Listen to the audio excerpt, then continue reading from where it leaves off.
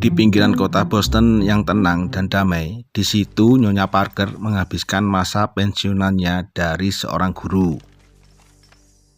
Ia menyewakan beberapa lahan dan bangunannya pada Adam Clay untuk berternak lebah. Tinggal beberapa tahun, hubungan mereka semakin akrab dan Clay merasa Nyonya Parker seperti ibunya sendiri. Suatu hari saat Nyonya Parker sedang mengurus dana badan amal anak yatim, tiba-tiba terjadi sesuatu dengan laptopnya yang diharuskan Nyonya Parker menghubungi seseorang yang tertera pada layar. Ia diberitahu jika laptopnya terkena virus dan harus direset ulang. Untuk mereset ulang, mereka membutuhkan beberapa data yang dimiliki Nyonya Parker. Nyonya Parker yang tidak mengetahui teknologi menuruti apa yang dikatakannya. Dengan dalih melakukan maintenance online, beberapa detik laptop mati. Nyonya Parker mencoba menghidupkannya kembali, namun semua dana pensiun, uang tabungan, dan dana amal anak yatim yang dikelolanya raup tak tersisa.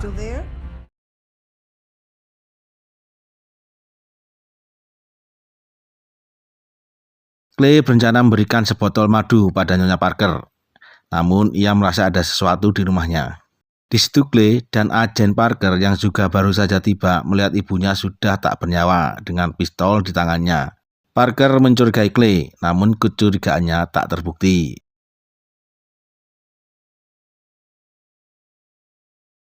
Sebagai permohonan maaf, Parker mengundang ke rumahnya dan sedikit bercerita hubungannya dengan ibunya.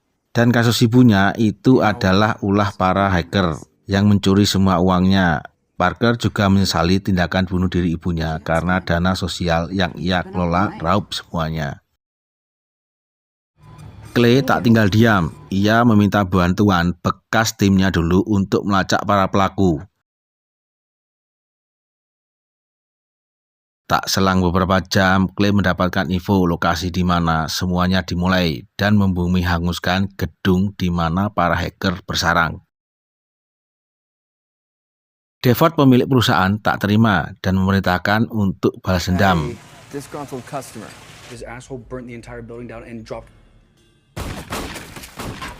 Clay merasa kejadian itu berlanjut. Ia mempersiapkan dirinya untuk menghadapi para pemburu yang ingin balas dendam.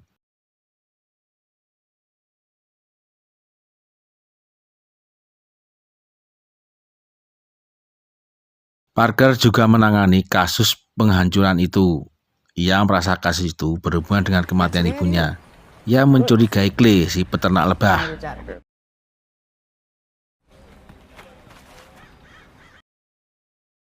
Clay membuntuti salah satu dari mereka yang kabur dan mengabari bahwa aksi balas dendamnya gagal.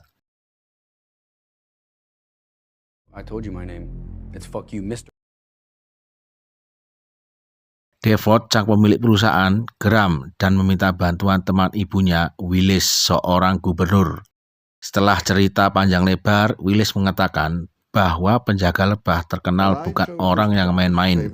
Mendengarnya, Devot merasa sedikit takut. Willis yang juga pernah menjabat ketua CIA meminta bantuan temannya di CIA untuk mengirim seseorang menghabisi Clay. Penjaga lebah adalah sebutan proyek gelap sistem keamanan Amerika Serikat. Mereka mengerjakan orang yang terpilih dan tangguh dalam segala bidang. Mereka menyebutnya aset. Dan Clay adalah salah satu aset yang paling tangguh, namun kini statusnya telah pensiun. Thank you. They use those on military vehicles. Like our good friend Adam Clay. This is like our good friend Adam Clay. Clay mendatangi markas aset, salah satu penjaga lebah yang baru ia kalahkan. Ia mengambil data-data dan mendapati informasi yang mengarah pada perusahaan hacker lainnya. Sedangkan Parker yang menyelidiki kasus itu mendapat info bahwa perusahaan yang Clay hancurkan adalah milik keluarga Devot. Saat itu juga Parker diperintahkan atasannya mengirim pasukan untuk melindungi perusahaan Devot yang lain. Sedangkan Willis yang mulai gugup atas tindakan Clay yang mulai mendekati markas menyewa tentara bayaran untuk melindungi perusahaan terakhir keluarga Devot. Di perusahaan, pasukan bayaran Willis dan pasukan dari Parker bertemu dan sempat bersih tegang siapa yang berhak jaga di dalam. Dan akhirnya pasukan Parker mengalah dan berjaga di luar gedung.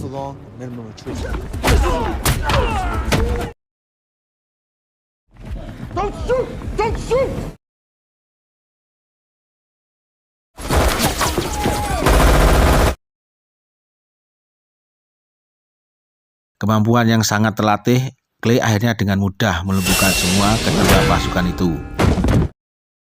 Dengan mengancam sang manajer, Clay mendapat informasi bahwa pemilik perusahaan itu tidak lain adalah William Devord, putra sematawayang orang pertama di Amerika. What the hell happened? Penny dead?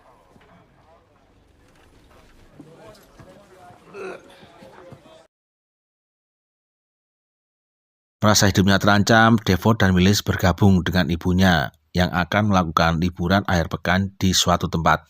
Penyidikan Parker dan rekannya mendapat titik terang. Ia meminta Direktur Prick untuk memberikan akses penuh penugasannya karena target utamanya mengarah pada anak orang nomor 1 di Amerika.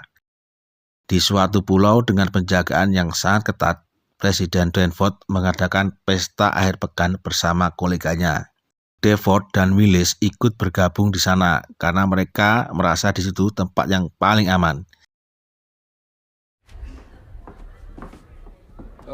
Direktur Prick mengajak Presiden berbincang hal penting yang tidak diketahuinya, di mana sang putra Presiden juga berada di sana.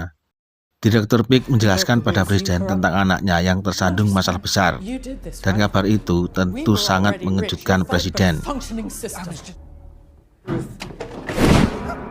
Karena ulah yang dibuatnya, Devord menjadi tegang hingga membuatnya lepas kendali.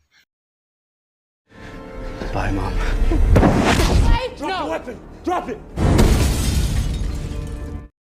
Itulah akhir dari seluruh film yang dibawakan secara singkat. Jumpa lagi bersama saya Joe di cerita singkat film berikutnya yang pasti lebih seru.